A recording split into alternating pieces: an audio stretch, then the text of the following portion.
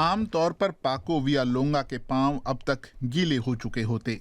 यहाँ कभी विशाल बांध था, लेकिन अब ये सूख रहा है और उनका पुराना गांव, जो कभी बांध के जलाशय में डूबा था, वापस उभर चुका है। वो मेरी दादी का घर है।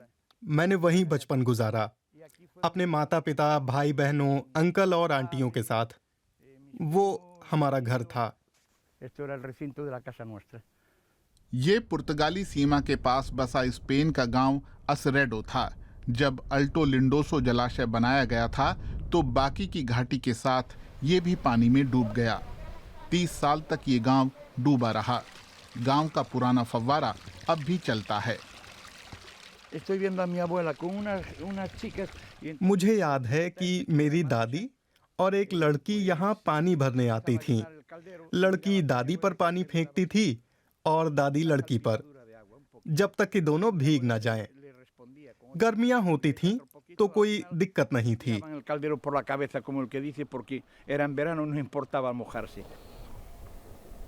71 साल के पाको को अब भी दुख होता है कि उन्हें अपना गांव छोड़ना पड़ा, लेकिन उन्हें पानी के घटते स्तर की चिंता भी है।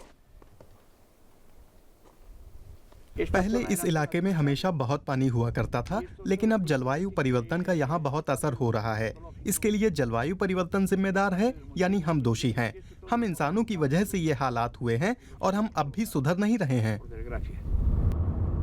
अल्टो लिंडोसो बांध 1992 में बना, तब इसे इंजीनियरिंग की शानदार मिसाल माना गया। पुर्तगाल ने सीमा के नजदीक इसे बनाया। ये अब भी देश की सबसे बड़ी पनबिजली परियोजनाओं में से एक है।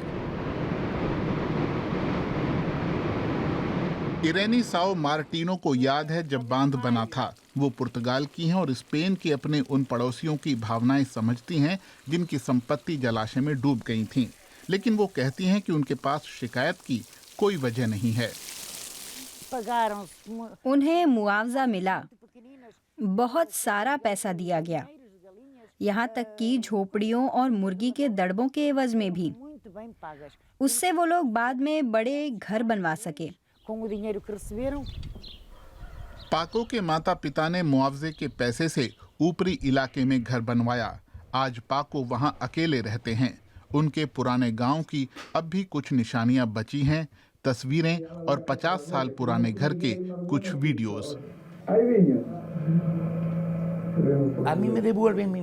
क्या कोई मेरा बचपन लौटा सकेगा?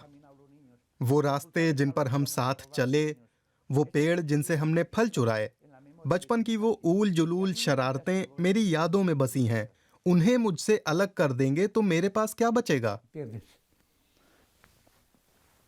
इस बारे में किसी ने नहीं सोचा। असरेडो के पानी से बाहर आने का समुदाय पर बहुत असर पड़ा। हावियर सिल्वा लोबियोश में बार और रेस्तरां चलाते हैं। वो बताते हैं कि सूख चुका जलाशय यहाँ आकर्षण का असल केंद्र बना हुआ है। हम रेस्तरां इंडस्ट्री वाले शिकायत नहीं कर सकते। बेशक जो लोग कभी इस गांव में रहते थे, उनकी पुरानी यादें इससे जगी हैं, लेकिन ये कारोबार के लिए बहुत बढ़िया साबित हो रहा है। रिचर्ड शिटानन खासतौर पर ये देखने आए हैं कि जलाशय का कितना हिस्सा बचा है। डेनमार्क से आए रिचर्ड यहाँ का नज़ारा देखकर मंत्रमुग्ध हैं और हैरान भी। मैंने कभी ध्यान नहीं दिया था कि मौसम कितना शुष्क हो सकता है, खासकर इसलिए कि फ्रांस और स्पेन में भी मैंने कई इलाके देखे जहाँ लोग किसी भी तरह की आग नहीं जलाना चाहते, सिगरेट का बचा हिस्सा तक नहीं फेंकना चाहते, क्योंकि वहाँ सब इतना सूखा है कि हर चीज आग पकड़ सकती है।